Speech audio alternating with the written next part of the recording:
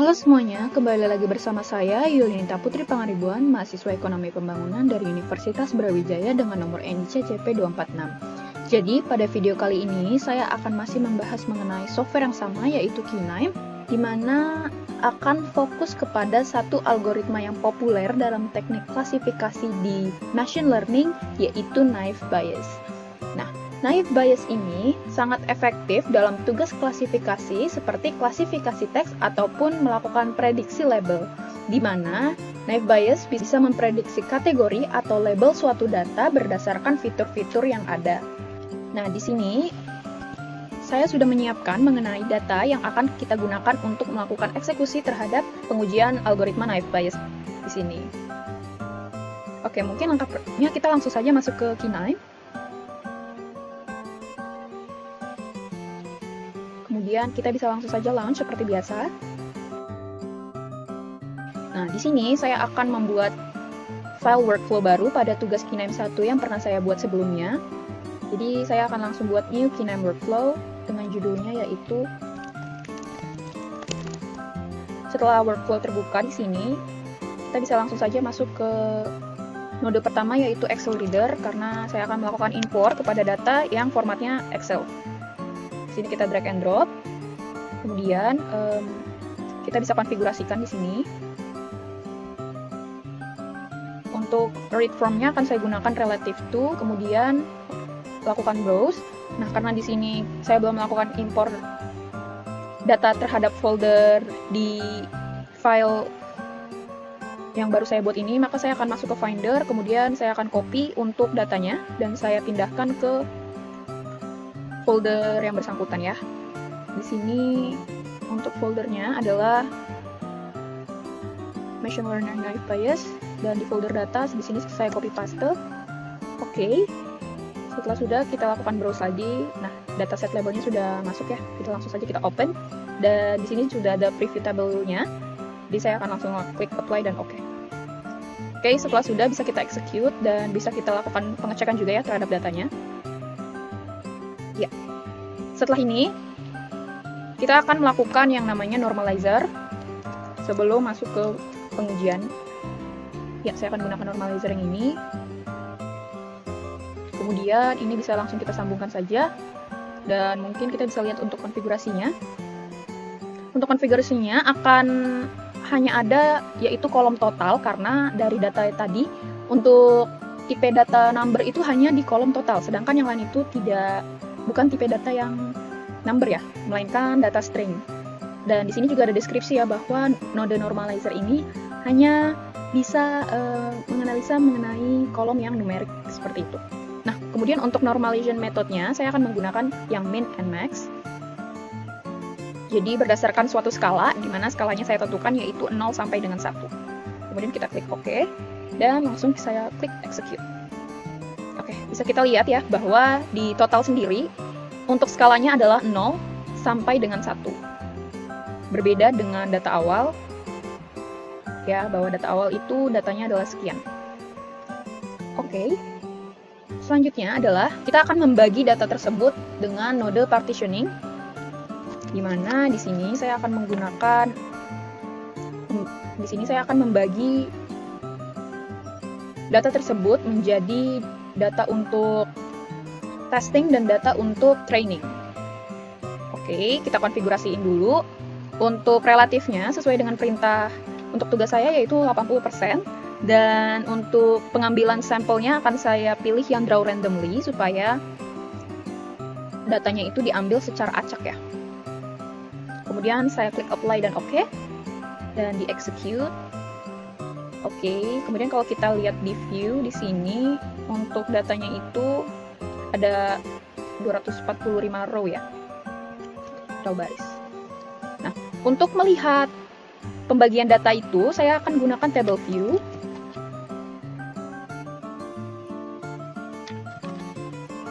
Oke, di sini table view, saya gunakan 2 ya, karena kita membagi datanya menjadi 2, yaitu untuk yang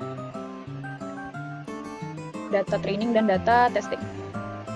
Di sini data training yang 80% dan di sini adalah data testing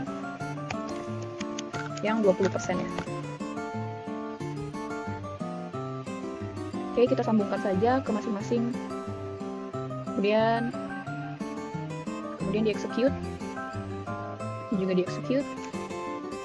Di sini kita view table-nya untuk data trainingnya.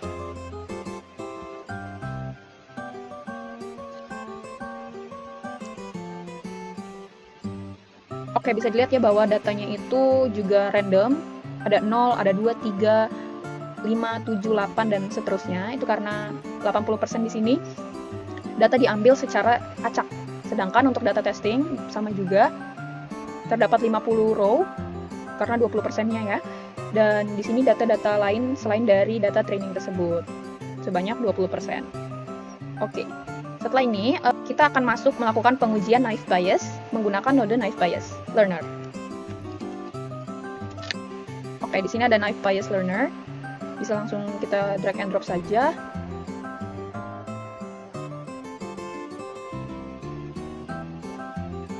Di sini untuk naive Bayes learner sendiri akan disambungkan dengan data training.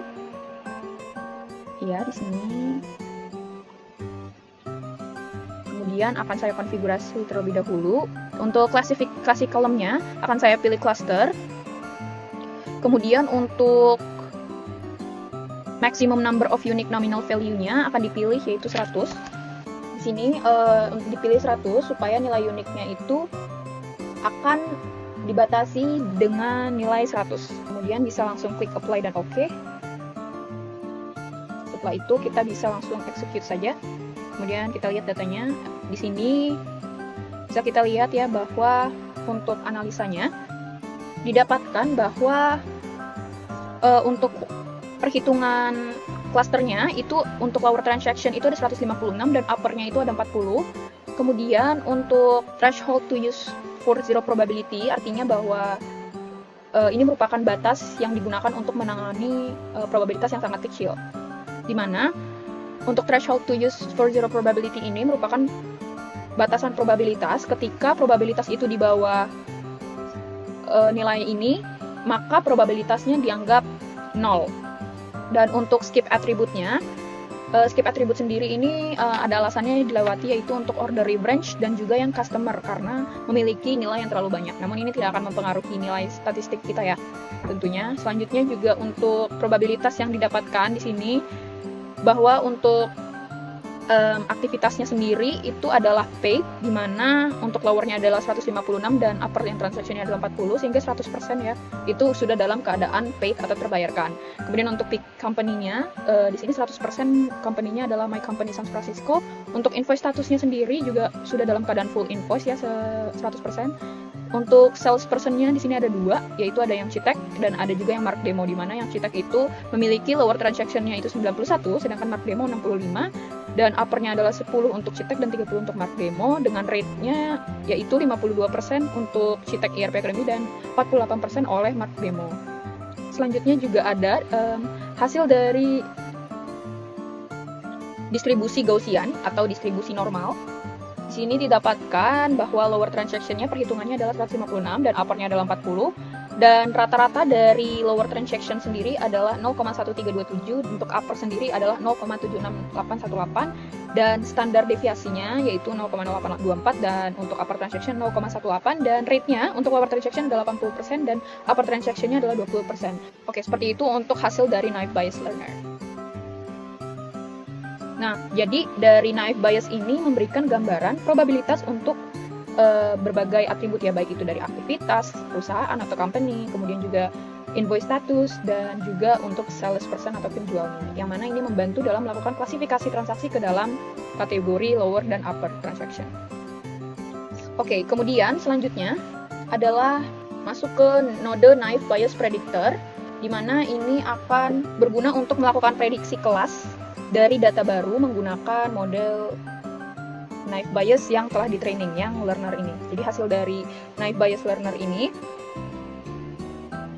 kita prediksi menggunakan data baru, yaitu dari data testing. Oke, kita tambahin aja dulu ya untuk nodenya. Oh, di sini sudah ada, yaitu naive Bayes predictor. Di sini kita sambungin aja untuk hasil probabilitas dari naive Bayes learner. Kita samakan ya untuk portnya dan juga untuk yang partitioning yang bawah, yaitu yang data testing. Oke, di sini saya akan lakukan supaya lebih kelihatan. Di Naive Bayes Learner ini, kalau kita konfigurasiin itu mungkin di sini ada konfigurasi yang bisa ditambahkan, yaitu ketika ingin melakukan pergantian nama kolom itu bisa dicentang jika ingin, ataupun yang menambahkan kolom untuk normalize class distribution juga bisa. Namun di sini saya tidak akan melakukan konfigurasi apapun, jadi saya akan langsung execute dan kita langsung lihat tabelnya. Oke, di sini kalau kita geser ada kolom baru yang ditambahkan ya sesuai dengan konfigurasi, bahwa ada yaitu prediction clusternya. Prediction clusternya ini akan sama ya dengan yang cluster yang ada. Oke, selanjutnya adalah melakukan scorer, di mana scorer ini untuk melihat hasil akurasi dari pengujian algoritma Naive Bayes yang kita lakukan. Oke, jadi kita perlu node scorer untuk melihat hasil akurasi di sini, kemudian kita lakukan drag and drop. Untuk scorernya ini bisa langsung saja kita sambungkan. Oke, di sini untuk scorernya kita konfigurasiin terlebih dahulu. Untuk first column-nya akan saya pilih cluster, di mana ini adalah kolom yang menyimpan label dari data yang kita miliki. Sedangkan untuk second column-nya adalah hasil prediksi yang kita lakukan dengan Naive Bayes predictor tadi. Dan untuk sorting strateginya akan dipilih yaitu insertion order, supaya datanya disorter berdasarkan hasil dari data input yang asli, sedangkan kalau lexical ini adalah sortingnya berdasarkan huruf A sampai Z seperti itu. Namun di sini saya akan gunakan yang insertion order, dan untuk prefix sendiri ini merupakan untuk penambahan awalan aja ya untuk nama-nama kolomnya, dan missing value juga akan di-ignore, artinya ketika nilainya ada yang kosong itu akan diabaikan seperti itu. Kemudian di sini kita klik apply dan oke, dan di execute. Kemudian kita lihat di sini, oke, didapatkan bahwa ternyata untuk hasil dari akurasinya adalah 100%, yang mana artinya kita memiliki data yaitu overfitting. Seharusnya untuk akurasi yang paling baik adalah rentang 70% dan 98%. Nah, ketika terjadi overfitting ini, mungkin hal yang bisa dilakukan adalah melakukan ini ya, cross check, atau juga bisa mengurangi kompleksitas model, atau juga bisa melakukan penambahan terhadap data pelatihan. Nah, di sini overfitting itu terjadi karena di sini modelnya mungkin terlalu cocok ya dengan data pelatihan. Mungkin karena tadi kita pas pembagian datanya di partitioning ini, untuk data trainingnya itu 80%, dan untuk data testingnya sendiri itu lebih dikit ya, 20%. Mungkin kalau misalnya kita rubah jadi 70 dan 30, akurasinya akan bisa berkurang. Di sini kalau kita contohin, kita rubah ke 70 dan 80. Di sini 70. Kemudian kita execute semuanya. Kalau kita lihat scorernya, baru didapatkan akurasinya 98%. Dimana artinya di sini sudah cukup baik ya untuk nilai akurasinya. Oke, setelah melakukan akurasi pengujian Naive Bayes, di sini saya akan lanjut ke melakukan deployment, di mana deployment ini dilakukan untuk menguji dataset yang belum memiliki label. Namun untuk probabilitasnya nanti akan sesuai dengan dataset training yang kita lakukan di sini. Di sini kita akan menyimpan hasil dari Naive Bayes Learner-nya. Kemudian akan kita konfigurasikan dengan data yang baru yang belum memiliki label supaya memiliki label. Nah, untuk melakukan penyimpanan terhadap model node algoritma Naive Bayes yang sudah kita buat ini, kita bisa pilih yang namanya PML Writer. Oke, di sini sudah ada untuk PML Writer-nya, jadi kita langsung saja. Oke, kemudian saya pindahin dulu.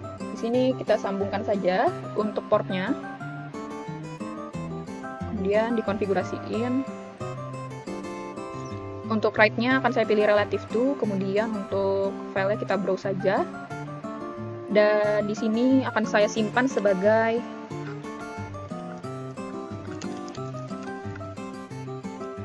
Naive Bayes.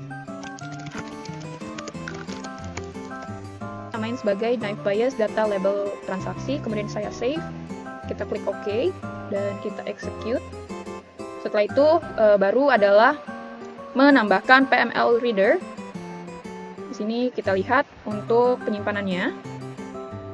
Di sini kita read from relative to, kemudian kita pilih yang Naive Bayes Labor Transaction yang sudah disimpan, apply, kemudian OK, kemudian di execute. Nah, baru selanjutnya adalah menambahkan data barunya supaya bisa kita konfigurasiin dengan PML Reader yang sudah kita import tadi, yang sudah kita simpan tadi. Nah, di sini untuk data barunya kita bikin Excel Reader lagi karena formatnya adalah Excel.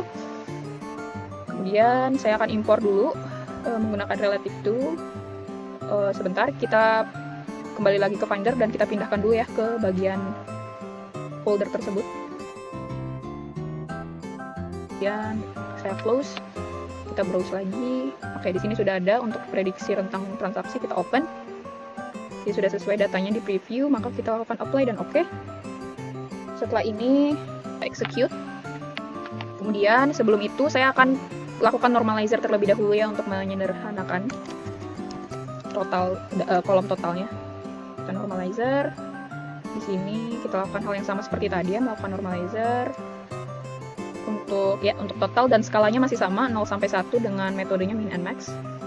Kita execute juga. Oke, bisa kita lihat ya bahwa data awalnya itu angkanya dari totalnya seperti ini, ribuan ya. Sedangkan untuk yang normalizer itu dilihat itu angkanya sudah berskala 0 sampai 1. Oke, setelah ini kita menyambungkan dengan Naive Bayes Predictor untuk melihat labelnya. Bayes Predictor di sini.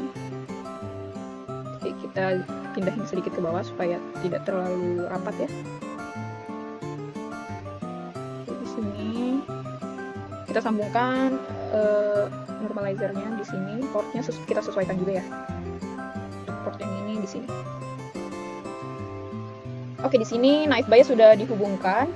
Untuk konfigurasinya kita nggak perlu, jadi kita langsung saja execute karena konfigurasi akan mengikuti default yang ada ya. Oke, kemudian kita lanjut dengan kita lihat view table-nya. Oke, bisa kita lihat terdapat kolom baru ya, yaitu prediction cluster-nya. Jadi udah ada label juga ya di sini, lower transaction hingga upper transaction itu sudah terdefinisi untuk masing-masing datanya. Oke, karena kolom total tadi kita normalisasikan, maka untuk melihat data asli kita lakukan denormalizer ya, dengan menggunakan node denormalizer. Oke, di sini untuk portnya kita sambungin ya normalizer dengan ini, sedangkan Naive Bayes Predictor dengan ini. Kemudian kita langsung saja execute ya. Dan kita view. Oke, untuk totalnya udah balik lagi, tidak menggunakan skala, tapi sudah ke data sebelumnya. Di sini kalau kita lihat contohnya itu untuk Gemini Victor 286.184. Kita lihat di data awalnya, data aslinya sama ya 286.184. Maka datanya sudah kembali ke data awalnya. Oke, selanjutnya saya akan melakukan visualisasi terhadap hasil data yang sudah kita lakukan ini. Dimana untuk melakukan visualisasi di sini saya akan menggunakan visualisasi bar chart sesuai dengan yang pernah saya bikin tutorial sebelumnya mengenai data visualization. Jadi kita tambahin dulu yaitu node group by supaya mengkategorikan dan juga mengagregasi data yang akan kita visualisasikan. Di sini kita sambungin aja dengan denormalizer. Kemudian untuk di sini sendiri untuk groupingnya akan saya gunakan yang customer. Jadi berdasarkan customer, data dari customer. Kemudian untuk manual aggregation-nya akan saya pilih yaitu total dengan aggregation-nya itu tipenya sum. Kemudian kita klik apply dan OK. Kita execute. Di sini kalau kita view table-nya itu sudah bisa dilihat ya bahwa hanya terdapat kolom customer dan juga sum. Dan untuk visualisasinya kita akan menggunakan bar chart sesuai yang saya sebutkan sebelumnya. Bar chart di sini kita pindahkan.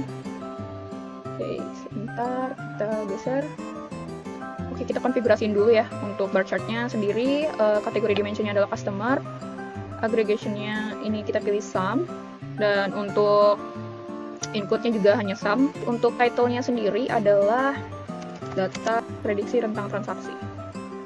Kemudian untuk kategori axis labelnya, kategorinya kita namain customer, yaitu bagian horizontalnya. Untuk yang frekuensinya kita namain total aja ya.